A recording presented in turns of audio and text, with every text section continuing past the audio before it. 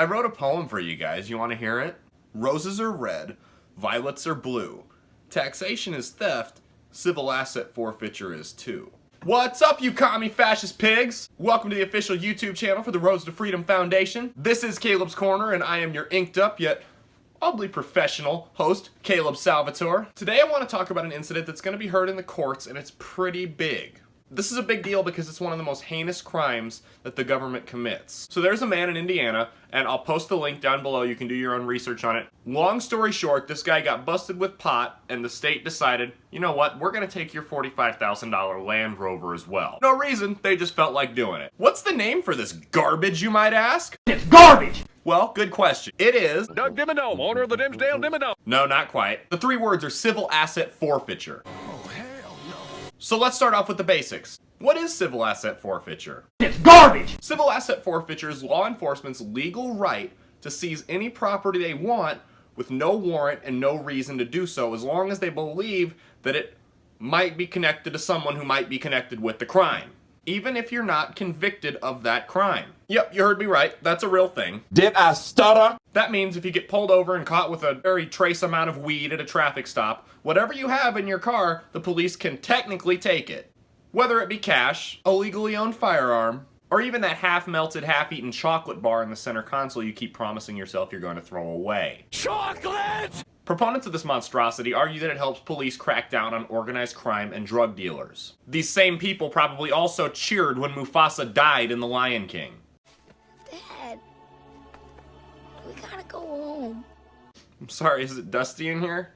He just wanted to go home! Sorry, I'm good now. Excuse me. What civil asset forfeiture really does is help the state fight you. The issue is that in most cases, even if you're not convicted, the state isn't required to return your property. Obviously, this leads to cases of extreme abuse, like the one we just mentioned. In 2001, nearly 40% of police higher-ups agreed that civil asset forfeiture was necessary to keep the department's budget afloat. While no more current research is really available, you could probably say it's a fair assumption that number has gone up as the number of positive interactions between police officers and citizens have gone down.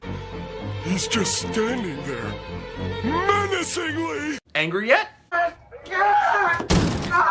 You should be. Let me put it into perspective. 40% of the people we give a badge and a gun and trust to protect us say that they need to steal your money just to keep their budget's head above water. In 2017, Attorney General and bigoted Keebler elf Jeff Sessions expressed his support for civil asset forfeiture. If that alone doesn't give you enough to oppose this, then nothing will. Scar and the hyenas were just doing their jobs, right? In August of 2017, part-time Nebraska governor and full-time cue ball Pete Ricketts signed a bill banning civil asset forfeiture that was introduced by Libertarian State Senator Laura Ebke. This effectively banned the pillaging of innocent people in the state of Nebraska. That's Laura, though. Balling out in the legislature as usual. Ball control. All in all, due process is pivotal to a free society. If we don't have that, we have nothing. And if we have civil asset forfeiture, we don't have due process. See where I'm going? It's really that simple. But before we go after the welfare state, which we should, I think we need to take on the most egregious violations of our persons and property, which is civil asset forfeiture.